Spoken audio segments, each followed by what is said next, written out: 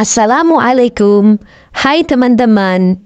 Apakah pernah terbesit di dalam benak kita ketika kita dibangkitkan di hari kiamat nanti?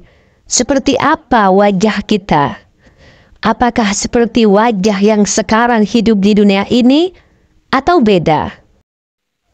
Ternyata ada 12 wajah ketika nanti dibangkitkan di hari kiamat. Seperti apa wajah-wajah tersebut? Mari kita simak video ini sampai terakhir agar menjadi pelajaran dan motivasi bagi kita untuk selalu meningkatkan ibadah dan ketakwaan kepada Allah Subhanahu wa Ta'ala. 12 macam keadaan manusia saat dibangkitkan dari kubur.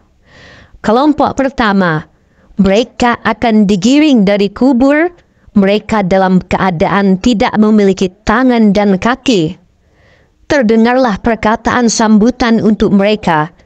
Inilah orang-orang yang pada waktu hidup di dunia sering berbuat aniaya kepada tetangga-tetangganya. Kelompok kedua, mereka akan digiring dari kuburnya menuju padang mahsyar dalam keadaan seperti rupa babi hutan. Terdengarlah perkataan untuk menyambut mereka. Inilah kelompok orang-orang yang meremehkan sholat 5 waktu ketika hidup di dunia. Kelompok ketiga, mereka akan digiring dari kuburnya dalam keadaan perut mereka membuncit laksana gunung yang dipenuhi dengan ular, kalajengking, dan binatang-binatang melata lainnya.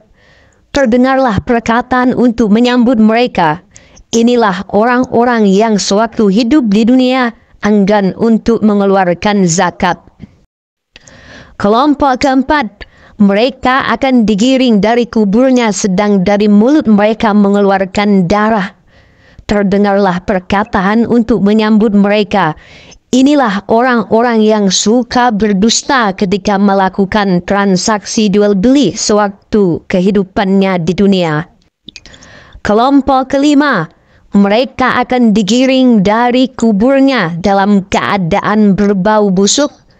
Mereka akan disambut dengan kata-kata, inilah orang-orang yang kelihatannya baik di depan umum, padahal sebenarnya mereka adalah pelopor kemungkaran sewaktu hidup di dunia. Kelompok keenam, mereka akan digiring dari dalam kuburnya dalam keadaan tenggorokannya dan tengkuknya terputus. Terdengarlah kata-kata, inilah orang-orang yang suka memberikan kesaksian palsu sewaktu hidup di dunia.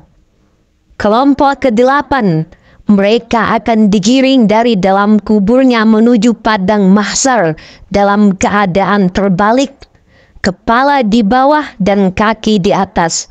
Mereka akan disambut dengan kata-kata, inilah orang-orang yang suka berbuat zina sewaktu hidup di dunia dan mati dalam keadaan belum bertaubat kepada Allah Subhanahu wa Ta'ala. Kelompok kesembilan, mereka akan digiring dari dalam kuburnya dalam keadaan wajah-wajah mereka berwarna kehitam-hitaman dan mata mereka berwarna kebiru-biruan, sedang di dalam mulut mereka dipenuhi dengan api. Terdengarlah katanya, inilah orang-orang yang suka memakan harta anak yatim dengan cara yang zalim sewaktu di dunia. Kelompok ke-10, mereka akan digiring dari dalam kuburnya dalam keadaan dipenuhi dengan penyakit kulit. Akan dikatakan kepada mereka, inilah orang-orang yang sering berbuat durhaka kepada kedua orang tuanya ketika di dunia. Kelompok ke-11, mereka akan digiring dari dalam kuburnya dalam keadaan buta kedua matanya dan buta hatinya. Gigi mereka bagai tanduk sapi jantan.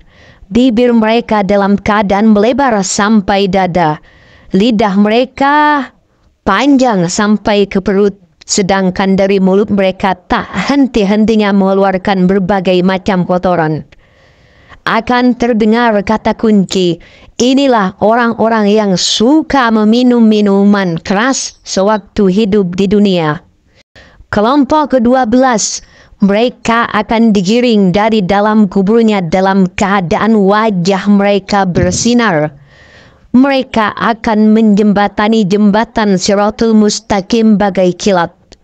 Kepada mereka akan dikatakan, inilah orang-orang yang suka beramal saleh, selalu berusaha menjauhi perbuatan dosa, menjaga salat 5 waktu, dan mereka meninggalkan kehidupan dunia dalam keadaan sudah bertaubat kepada Allah Subhanahu wa Ta'ala.